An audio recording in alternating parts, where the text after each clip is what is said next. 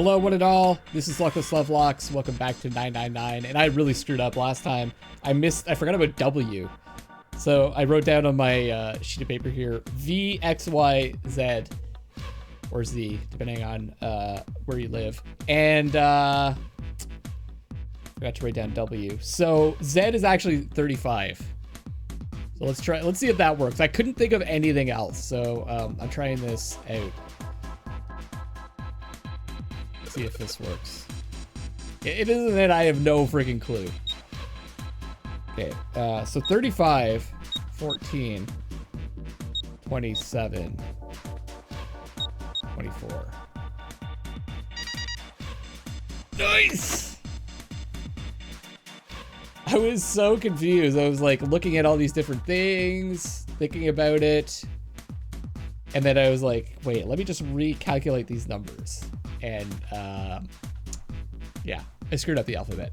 All right, let's carry on. Let's pretend like that never happened. Yes, it worked. Good job, Junpei.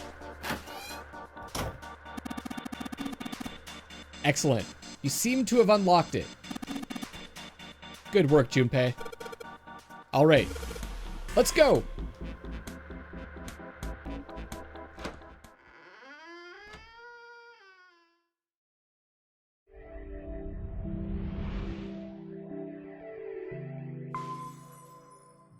We found it. They stepped out of the captain's quarters and into another hallway. Another hallway. The hallway stretched out in front of Junpei for a bit, before turning left like a great backward L. All right, let's go. Junpei rounded the corner and took off down the straightaway. He ran. And ran. And ran. At the end of the hallway was a door. That's the next door. He made straight for it. Wait, a piece of paper. He was nearly halfway to it when he noticed a piece of paper in the middle of the floor. Junpei skidded to a halt. That's supposed to be an N, not an M. But let's just, everyone makes mistakes. Just saying. This is... He dropped down to his hands and knees and quickly tore the paper off the floor. Map of the ship's interior for ADEC. Nice. What's wrong? Apparently we're way faster than Ace. Ace, slightly slower by virtue of his advanced age. This game really had something against older people. Finally caught up to Junpei. I found a map for this floor. There's plenty of people that are older than me that are faster.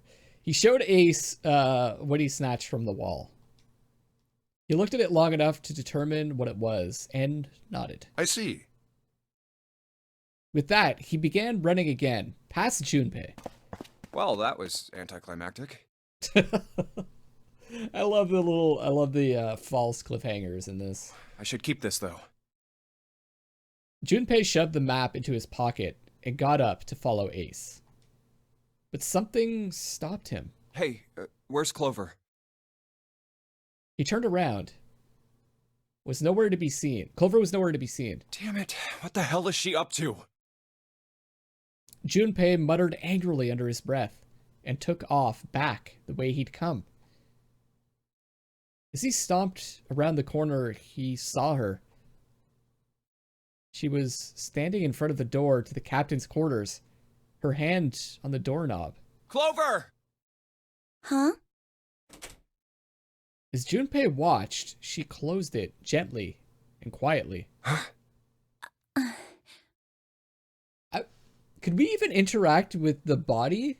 I was thinking, I just thought Clover probably picked up the bracelet, and I was thinking we should have done that. But I don't think we could actually interact with the body at all. What the hell are you doing? Nothing. What do you mean, nothing? Clover had unconsciously put her hands over the pockets of her jacket as if trying to hide something. What the hell is that? What? You've got something in your pocket. What is it? Oh, this? This is a note.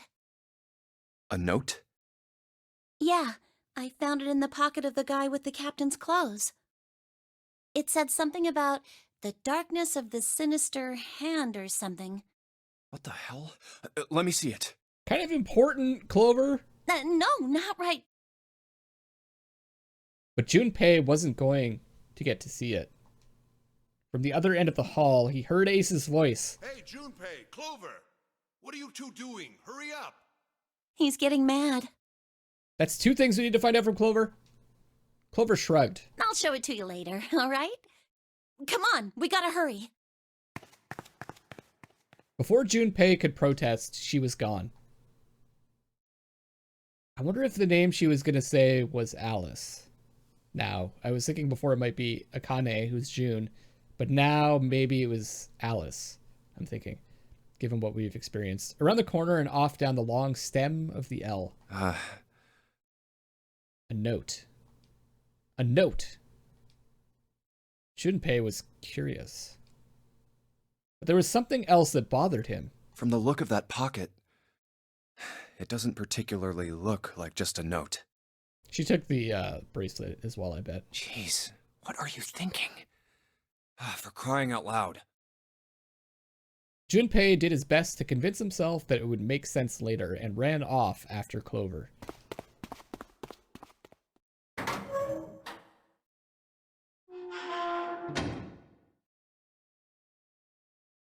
Junpei pushed through the door and found himself in a large room with a large set of stairs. The big stairs.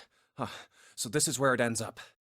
Just like it says on the map. Back at the beginning of the game.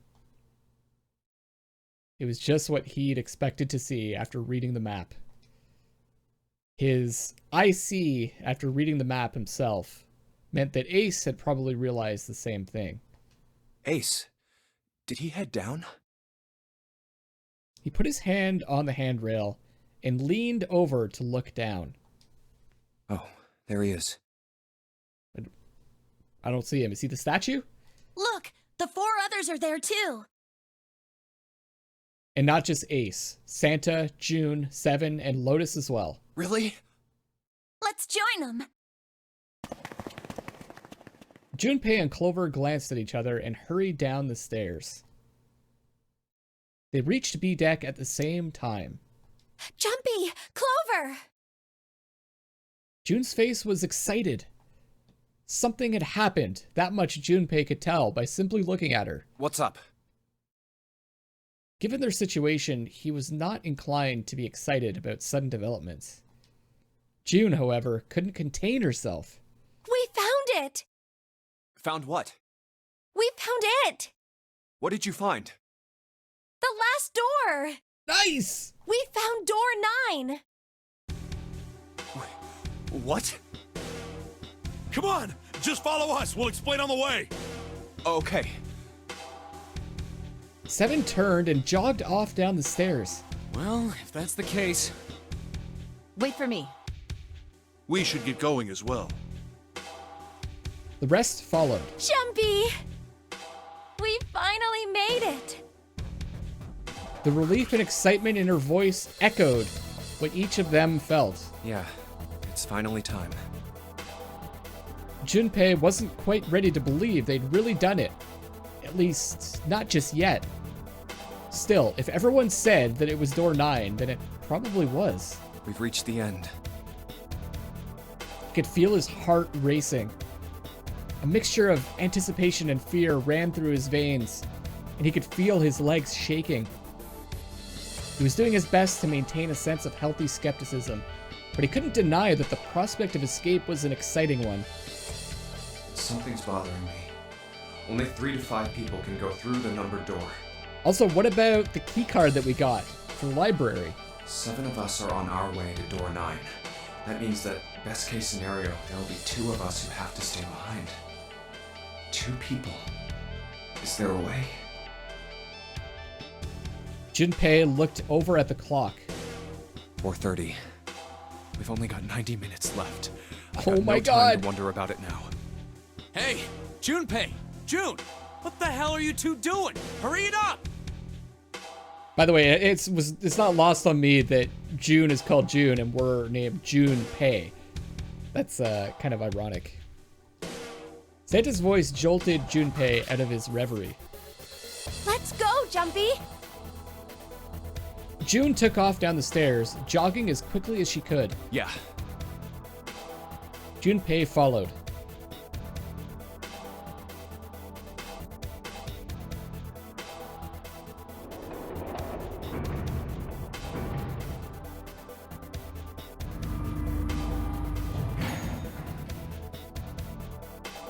As a group, they piled onto the elevator and rode impatiently down to E deck. It looked familiar. There was a metal grate between the two elevators. Seven grabbed hold of it and began to talk. I know I told you I'd explain it earlier, but honestly, there ain't much to explain. After we split off from you guys, the four of us got into the elevator on the left, and that took us to the other side of the grate. After that, we headed down another hallway. It took us toward the bow and eventually to the number 6 that you two found earlier. We opened it and kept going. There was another locked door behind it, like usual, but this time we had to complete 2 different areas before we could unlock it. Once we were through that door, there was another hallway that went the other direction, toward the stern. So, on your way, you found the elevator. That's right. So, in other words, you kinda did a lap, huh? You came from that side to this side. Yeah.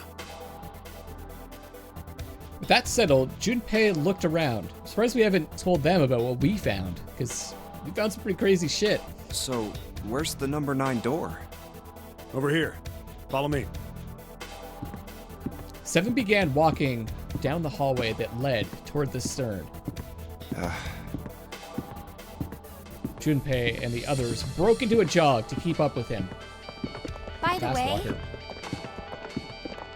They'd been walking for a while, June in silent step with Junpei when she spoke.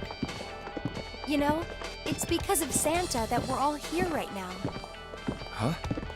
That all 7 of us are going to door 9. What? You don't get it? Santa, 7, and Lotus. What's their digital route? 9. 9. It's 9. That's right. They could have just left me behind and kept going if they'd wanted to.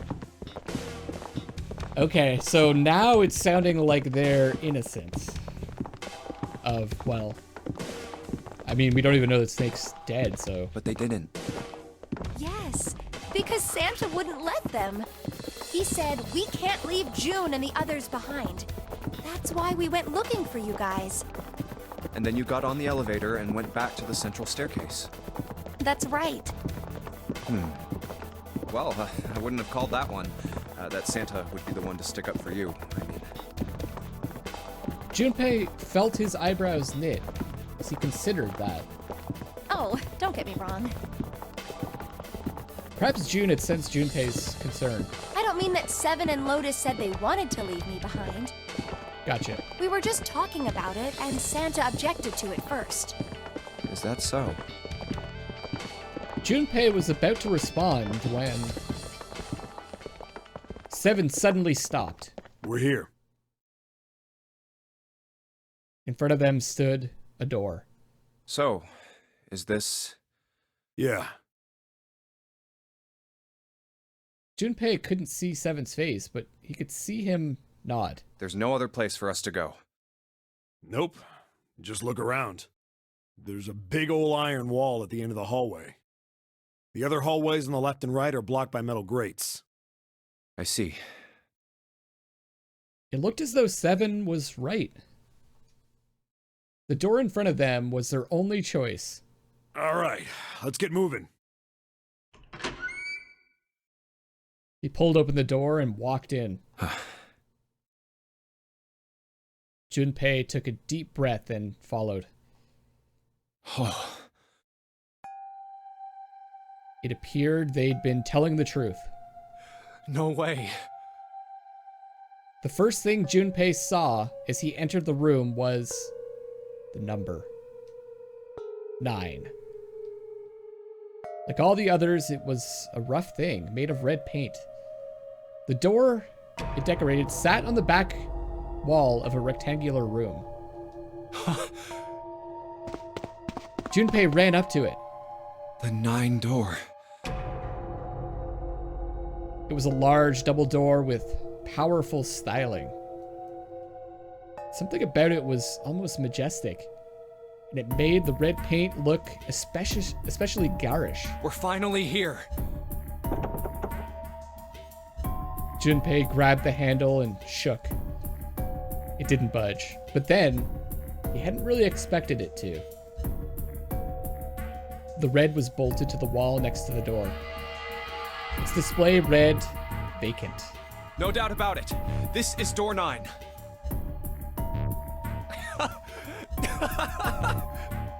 Oh, finally! This is the last.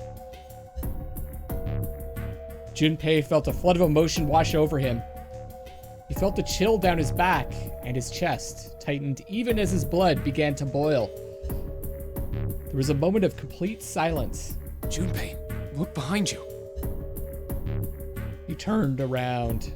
Behind? What? Junpei could scarcely believe what he saw. Why?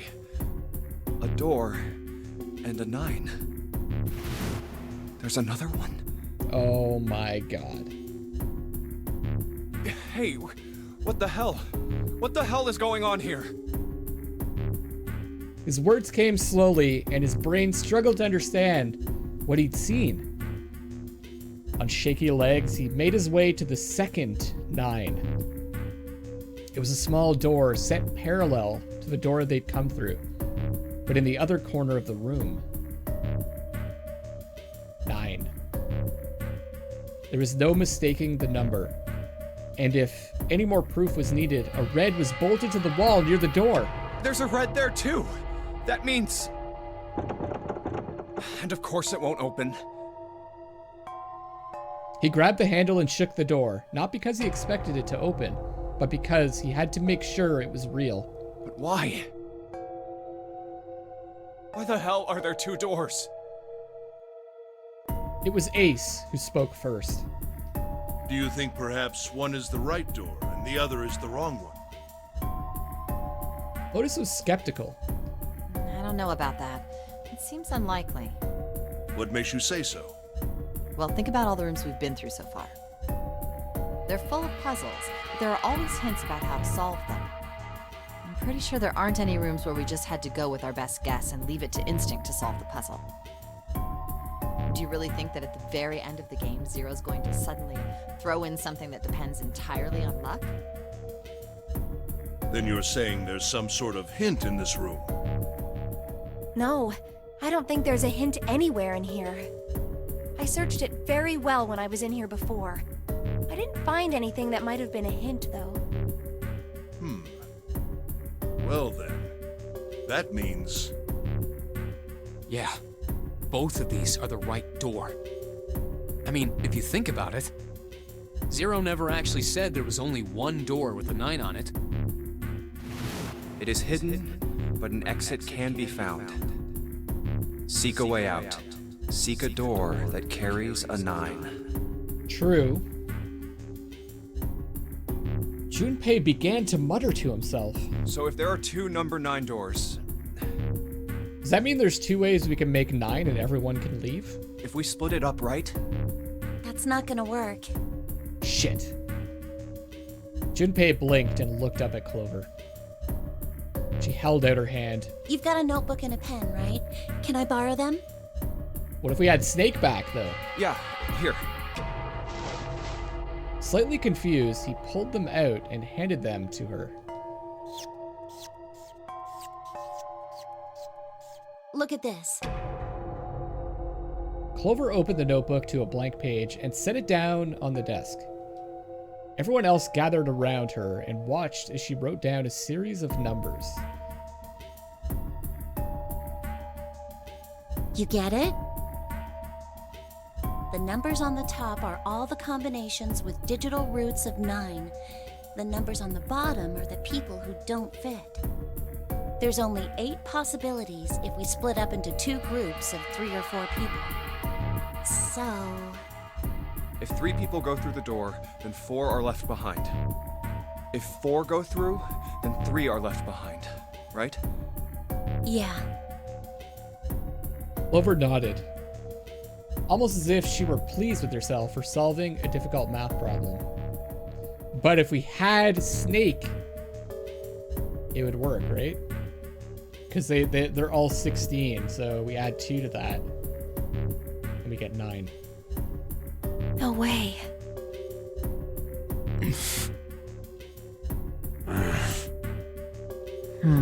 So we need to find Snake.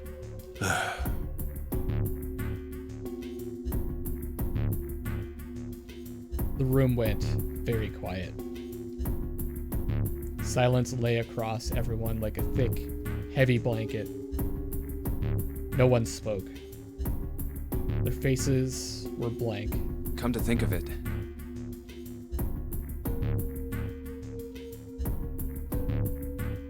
Desperate for something else to look at, Junpei turned his eyes to the room around him. what is this room? It's like a chapel? The walls were covered with candles. The wavering flame made the shadows of Junpei and his companions look as though they were dancing. 2 rows of wooden pews filled most of the room. It looks like it's set up for some kind of ceremony. But what kind? Between them was a strip of rich red carpet. Got a wedding? The carpet ran straight through the room, ending at the door that pointed to the stern of the boat. At the other end of the carpet... Is that an altar? Or a funeral? Jeez. It's a funeral. I mean, there's a number pad there, so there's gotta be some kind of puzzle here. It was a recessed space set into the wall between the 2 other doors. Sitting on a raised section of the altar was a coffin. Coffin. A coffin? Coffin. No, it couldn't possibly be. But if it wasn't, then whose body occupied it? That was as far as Junpei wanted to pursue that line of thought. He decided not to think about the coffin for the time being. At that moment, Seven spoke. There was an edge of humor to his voice, but it was forced. Okay, I give up. I give up. I figured if we sat around here long enough, someone would volunteer. But I guess nobody's got the guts to do it. What are you talking about? Junpei didn't understand, and he wasn't the only one. What? You guys didn't figure it out yet? Fine, let me enlighten you. Clover was mostly right with her little explanation earlier, but she missed something. She wasn't really wrong, she just... screw it! Let me just write it out. Seven snatched up the notebook and began to write in it. Everyone else clustered around him, desperate for a look. If you're trying to leave with a group of 3 and a group of 4 and get everybody out, Clover's right. Oh. Damn. But there's another way. Only one combination, though. If you split us up into groups of 3, 3, and 1, you can make this combination. Wait, this means... Don't get me wrong here. I'm not trying to copy Ace or anything like that. Even if he hadn't been the hero back in the big hospital room, I'd still be saying the same thing. The same thing? Are you saying? Yeah, I am. I'll stay behind.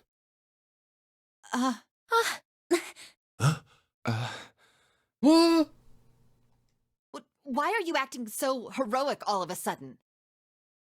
Are you some kind of idiot? Why would you say that, Lotus? What an asshole. Lotus was the first to speak. Let's leave her behind. That in itself was a little strange. She'd reacted much differently when Ace had volunteered. No, I'm completely against this. I'll be goddamned if I'm gonna have to owe you for getting out of here. That is an interesting reaction. The rest of them began to speak all at once. I'm against it too. I didn't want to leave Ace behind, and I don't want to leave you either. I don't like that idea. There's gotta be other options. I mean, I understand disagreeing, but calling him an idiot is not cool. I disagree as well. I can't say I care much for you being the hero. Finally, they quieted down. Junpei looked at Seven. Well, there you go, Seven. Proposal denied. Clover's right. There's gotta be a better way than this. We do have time, so we can look around some more.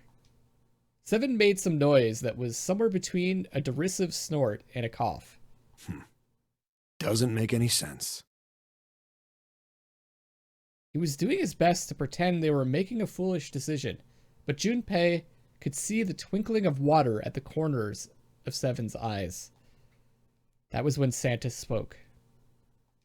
Whoa, hold on a minute. I haven't said anything yet. Until then, Junpei hadn't realized that Santa had stayed quiet for the whole discussion of Seven's fate. Something in his voice made Junpei uncomfortable. Are you agreeing? You want to leave him here?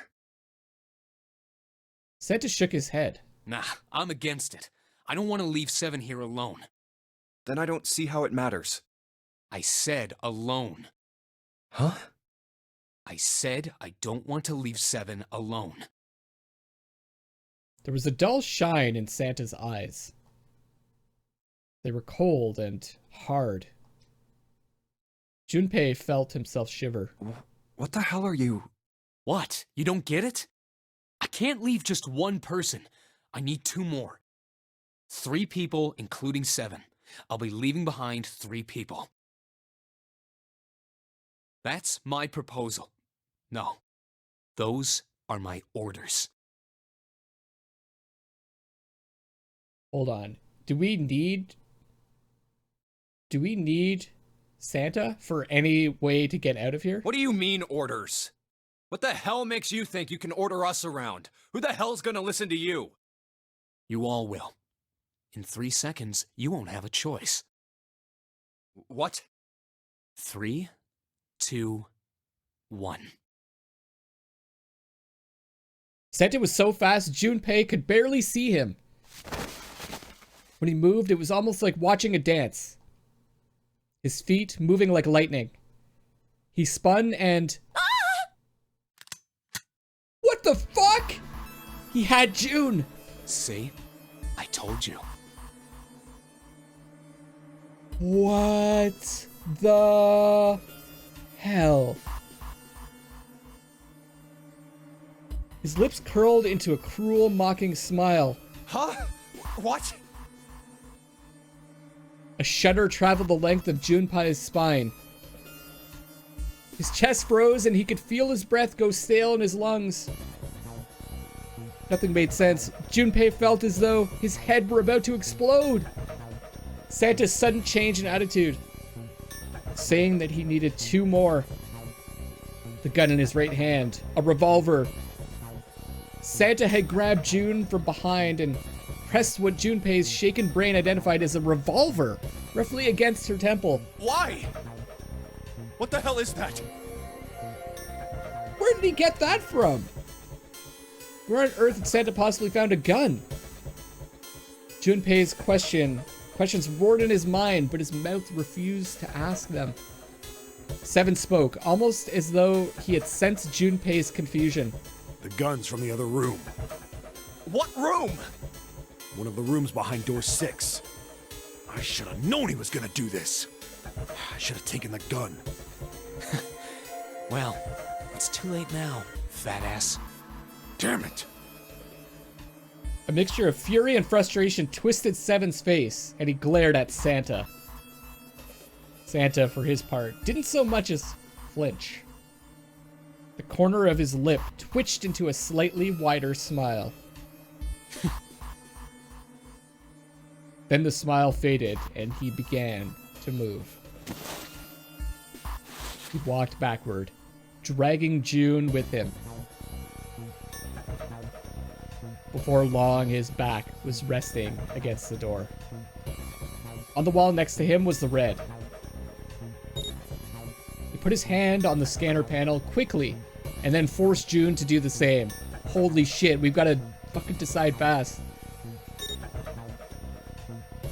Now, time for you to start following my orders. Ace, Lotus, congratulations. I've chosen you to come with me. Put your hands in the red.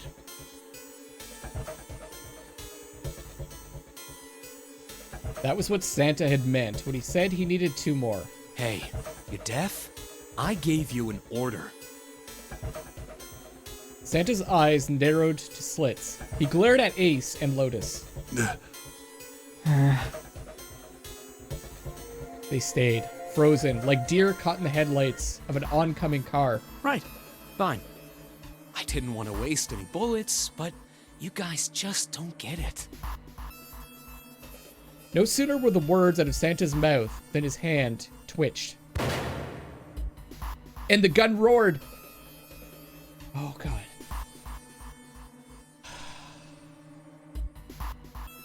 Section of the floor exploded, scattering wooden splinters across the floor. A thin plume of smoke snaked out of the hole in the floor. There could be no doubt that the gun was real and worked. He really shot it? But why? Santa, why are you... Clover's voice spoke of betrayal and disbelief. Santa, I thought you were one of us. I thought we were friends. What? You knew about the leaf words and the 4-leaf clover.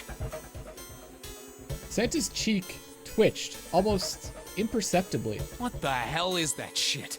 I've got no idea. You're lying. The hell? Shut up. Just shut up, you stupid bitch. You want me to put a bullet in your fucking head? Flex's spit flew from Santa's mouth, his face twisted with rage. Clover recoiled, her eyes wide. When she spoke, her voice was very small. Santa. He snorted, then shook his head vigorously and turned to face Ace and Lotus. All right, assholes. What are you still standing there for? Get over here and scan those bracelets. I don't have all day. Oh, what's the matter? Your hearing's starting to go? Going senile, maybe? Ace and Lotus still didn't move. It almost seemed as if they couldn't move. June's face was pale behind Santa's arm. Her eyes were wild and her chest heaved with every quick breath, like an animal cornered by a predator. Junpei's mind worked furiously. What were they gonna do? Then he realized something. There was nothing they needed to do. There was nothing to debate. That's it. June's safety was the first priority. That much was obvious. Doing as Santa had commanded meant that she would be safe from at least 2 threats. She wouldn't be shot and she would leave the ship alive, along with Santa, Ace, and Lotus. There was only one thing for Junpei to do. It's the only way. He turned to Ace and Lotus. Please, go. Huh? No way. Junpei, what are you saying? If you stay here, you're going to be stuck, Junpei. And so will Clover and Seven. I know. But you don't need to worry about us. We'll figure something out. Right, Seven? Right.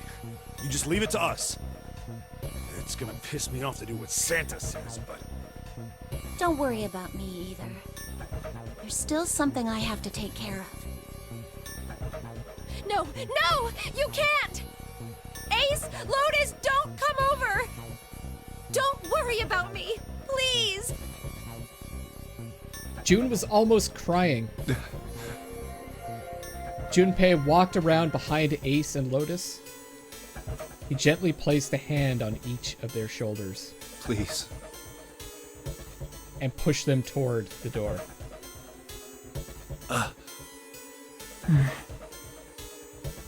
They almost stumbled, then righted themselves and took another step. And another. They turned around and Junpei nodded. Go. All right. Fine. Ace and Lotus turned around again and walked slowly toward the door where Santa was waiting for them. After what seemed like an eternity, they stopped in front of the door marked 9. Santa smiled. All right, now let's get those hands on the scanner panel. What's the holdup? What? You think I'm fucking around here? I don't give a shit about this girl. The red doesn't need a person, you know? All I need is the bracelet. You get it? Good. Now put your fucking hands on the scanner. I'm not gonna say it again. He shoved the revolver harder against June's head, and she winced. Fine. Ace sighed, defeated, and placed his hand on the scanner panel. Lotus went next. I can't believe this is happening. Lotus glared at Santa and slammed her hand onto the scanner panel. The 4th asterisk blinked on. Good job. Now, Lotus, pull that lever. As soon as the door opens, you get your ass in there. Try anything stupid, and you know what happens, right? Damn it. Junpei could almost hear Lotus's teeth grind.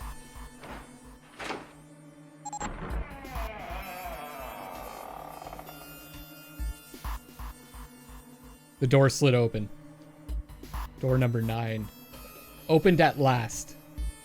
It opened with a low, powerful rumble, a drum roll to welcome the chosen few. Good. Go. Lotus and Ace walked through the door, their eyes furious but defeated. Santa waited until they were all the way inside, then hauled himself and June across the threshold as well. Later.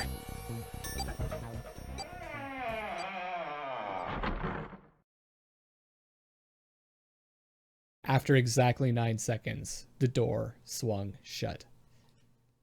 The gust of air it created caused the candles on the altar to flicker and die.